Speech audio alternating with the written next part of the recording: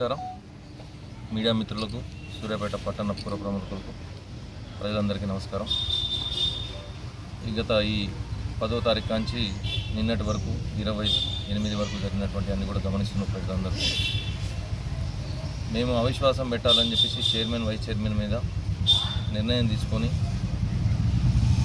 ఇక్కడ ఉన్న కౌన్సిలర్లందరినీ కలుపుకొని పార్టీలకు అతీతంగా టీఆర్ఎస్లో ఉన్న వాళ్ళని, ఇటు బీజేపీలో ఉన్న వాళ్ళని, కాంగ్రెస్లో ఉన్న వాళ్ళని, బీఎస్పీలో ఉన్న వాళ్ళని అందరినీ కూడా కలుపుకొని అవిశ్వాసం పెట్టడం జరిగింది 10వ తారీఖున. ఆ పెట్టిన క్రమంలో మనకు 27వ తారీఖు డేట్ ఇవ్వడం జరిగింది. వాళ్ళందరూ మనస్ఫూర్తిగా మమ్మల్ని ఆశీర్వదించి, సరే మీరైతే ముందుండండి అని చెప్పేసి ఆశీర్వదించి ముందుకు రమ్మంటే మేము వచ్చినాం. ఆ క్రమంలో నిన్న 27వ తారీఖున అవిశ్వాసంలో మేము నెగ్గాల్సి ఉండే.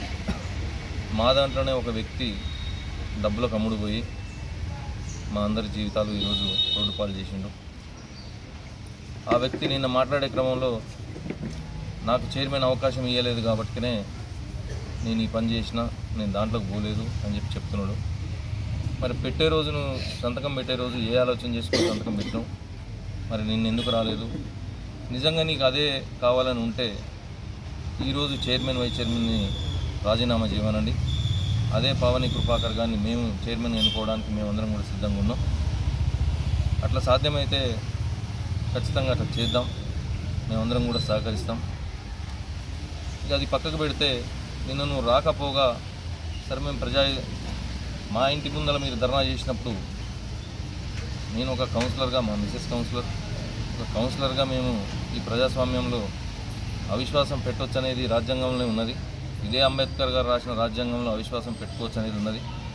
నేను దానికి వ్యతిరేకంగా ఎప్పుడు ఏం చేయలేదు. అదే క్రమంలో మేము అవిశ్వాసం పెట్టినప్పుడు మా ఇంటి ముందల మేమేదో అన్యాయం చేసినట్టుగా మా ఇంటి ముందల అందరితో ధర్నా చేయించారు. అదేవిధంగా నిన్న జరిగిన దాంట్లో ఈ కృపాకర్ చేసిన పనికి మేమందరం కూడా శాంతియుతంగా ధర్నా చేయాలని చెప్పేసి వాళ్ళ ఇంటి ముందల కూర్చొని ధర్నా చేస్తున్న క్రమంలో మా ముందరగానే కృపాకర్ బయట నుంచి వచ్చిండు. అయినా కానీ మేము అతన్ని ఏం అనుకుంటూనే నిరసన తెలియజేసినాం. ఆ క్రమంలో వీళ్ళందరూ వచ్చి, టీఆర్ఎస్ పార్టీకి సంబంధించిన వాళ్ళందరూ వచ్చి అడిగి దౌర్జన్యంగా చైర్మన్ మిగతా వాళ్ళందరూ వచ్చేసి నా భార్య మీద చేసుకోవడం జరిగింది. ఇక్కడ ఎవరు దౌర్జన్యం చేసారు ఏంది? నేను కృపాకర్ ఇంటి మీద ఏం పడలేదే, కృపాకర్ ఇల్లు ఏం ధ్వంసం చేయలేదే, కృపాకర్ని కొట్టలేదే, మేము ఎందుకు చేయాల్సి వచ్చింది ఈ విధంగా? మేము 10 ఏళ్ళ నుంచి మీ పార్టీకి పనిచేస్తే మీరు చూపించే ఇదే పద్ధతి అన్న, మీరు మా మీద చూపించేది ఇదే పద్ధత? టీఆర్ఎస్ పార్టీలో నేను 10 ఏళ్ళుగా ఏ రకంగా కష్టపడ్డా, మీ గెలుపులో 2018లో కానీ మొన్న జరిగిన 2023లో జరిగిన ఎలక్షన్స్లో నేను ఏ రకంగా కష్టపడ్డా, మీకోసం ఏ రకంగా పనిచేసిన అనేది మీ మనస్సాక్షికి తెలుసు. మరి నా భార్యను ఇంత కష్టపడి మీకు పనిచేస్తే, నా భార్యను రక్తం వచ్చేటట్టుగా కుడితే కూడా కనీసం ఇప్పటివరకు మీరు స్పందించకపోగా, ఒక ఫోన్ మాట్లాడకపోగా మన పార్టీకి రాజీనామా చేసి బీఎస్పీ పార్టీలో పోయి మిమ్మల్ని బండబూతులు తిట్టినటువంటి ఇదే కృపాకర్ను ఏ రకంగా ఇంటికి పోయి సమర్థిస్తున్నారు మీరు? అంటే ఏం సందేశం ఇవ్వదలుచుకున్నారు మీరు ప్రజలకు? ఏ రకంగా ఇప్పుడు దీంట్లో దామోరెడ్డి గారిని, ఇటు సంకినేని గారిని, ఇటు పటేల్ రమేష్ రెడ్డి గారిని, జానయ్య గారిని ఎందుకు లాగుతున్నారు? వాళ్ళకేం సంబంధం అసలు దీంట్లో? మేము కౌన్సిలర్స్గా అందరం కలిసి మేము 32 మంది కలిసి అవిశ్వాసం పెట్టాలని నిర్ణయం తీసుకున్నాం. మా కౌన్సిలర్ మా మున్సిపాలిటీ మాది, మేమందరం నిర్ణయం తీసుకొని ఒక తాటి మీచుకు వచ్చి మేము అవిశ్వాసం పెట్టినప్పుడు దీన్ని రాజకీయం ఎందుకు చేస్తున్నారు మీరు? దీంట్లో దామోరెడ్డి గారికి ఏం సంబంధం? మేము నిన్న చేసిన దాంట్లో నేను నిరసనలా ఏమన్నా అగ్రెసివ్గా ఏమన్నా చేసినామా? మీరు పంపించారు, మీ టీఆర్ఎస్ పార్టీ వాళ్ళందరినీ పంపించి మేము గెలిచింది. మేము 24 మంది బీఫామ్ మీ పార్టీ బీఫామ్ మీద గెలిచినాం కదా, మరి మా మీద ఎందుకు అంత వివక్ష మీకు? మీరు ఆ రోజు చైర్మన్గా ఆమె అన్నపూర్ణ గారిని ఎన్నుకునేటప్పుడు ఇదే నిఖిల్ బలపరిచింది కదా. ఇంతమంది కలిసి మేమందరం కలిసి ఆమె చైర్మన్ ఎన్నికలో మీరు చెప్పిన వ్యక్తికి ఓటేసినాం కదా. మరి ఇంతలో ఏమైంది? అవిశ్వాసం దీన్ని పెట్టడానికి కారణం ఏంది? మీరు అన్నపూర్ణ గారికి ఇచ్చిర్రు, దళితులకు ఇచ్చినా అని చెప్పుకుంటారు. ఓకే, అందరూ సంతోషం, దళితులకు వ్యతిరేకం కాదు మేము. కానీ మీకు అన్నపూర్ణ గారికి ఏం యాక్సెస్ ఇచ్చారు? అన్నపూర్ణ గారి నుంచి మున్సిపాలిటీని ఏం నడిపించారు? టోటల్గా క్యాంప్ ఆఫీస్ నుంచే మీరు అన్నీ తయారు చేసుకొని మున్సిపాలిటీకి పంపించి కమిషనర్ మించి నడిపించారు. ఆ వ్యవస్థను తీసుకొచ్చారు. కనీసం మాకు ఆ గౌరవం లేదా? మేము మమ్మల్ని ఎన్నుకున్న ప్రజలకు మేము పనులు చేసి పెట్టేటువంటి పరిస్థితి లేకుండా పోయింది. ఈ క్రమంలో మేము అవిశ్వాసం పెట్టినాం.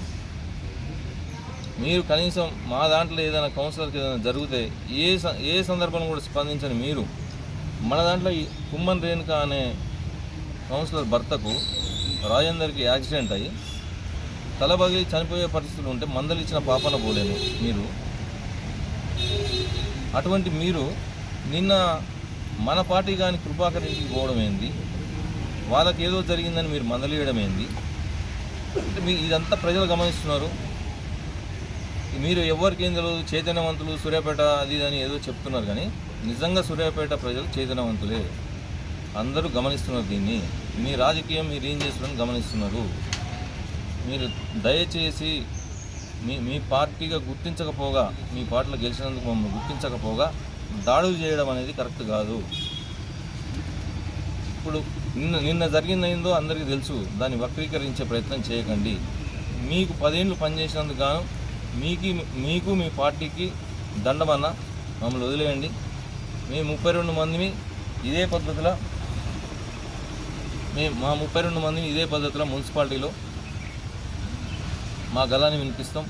ఖచ్చితంగా అక్కడ సమస్యల మీద ఎదుర్కొంటాం. ఇదే పద్ధతిలో ముందుకు పోతాం. రౌడీ రాజకీయాలు చేసేది మీరన్నా, మేము కాదు. కౌన్సిలర్ను కొట్టించే సంస్కృతి మీ దగ్గర ఉన్నది, మేము ఎక్కడ కూడా చేయలేదు. మేము శాంతియుతంగానే కృపాకర్ ఇంటి ముందర చేసినాం. ఇటువంటి పద్ధతులని మానుకొని ఫస్ట్ మీరు పక్క పార్టీల మీద బురద చల్లే ప్రయత్నం చేయకండి. రాజకీయాలకు, మున్సిపాలిటీకి, కులాలకు సంబంధించింది కాదు ఇది. మీరు అటువంటి అన్ని ఏదైనా ఉంటే బంద్ చేసుకోండి దయచేసి. ఇది మా హక్కుల కోసం, మా వ్యక్తిత్వం కోసం, మా గౌరవం కోసం మేము చేసిన ప్రయత్నం ఇది.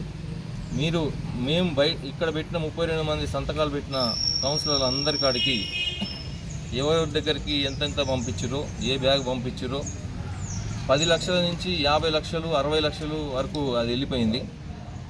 అంటే మీ దగ్గర ఉన్నప్పుడు ఎన్నడూ పట్టించుకొని మీరు కనీసం కుటుంబం ఎట్లుందని కూడా అడగకుండా, మా కౌన్సిలర్ల కుటుంబాలు ఎట్లున్నాయని, మీ పిల్లలు ఏందని కూడా ఎన్నడూ ఆరా చేయకుండా మీరు ఈరోజు 50 లక్షలకు కొందాం, 60 లక్షలకు కొందామని ప్రయత్నం చేశారు. ఆ వీడియో కాల్స్ ఉన్నాయి, మాట్లాడిన వాళ్ళ రికార్డు ఉన్నాయి. అవన్నీ బయట పెడితే మీరు ఇంకోసారి ప్రెస్ మీట్ కూడా బెటర్ దయచేసి అన్న మీరు అర్థం చేసుకోండి.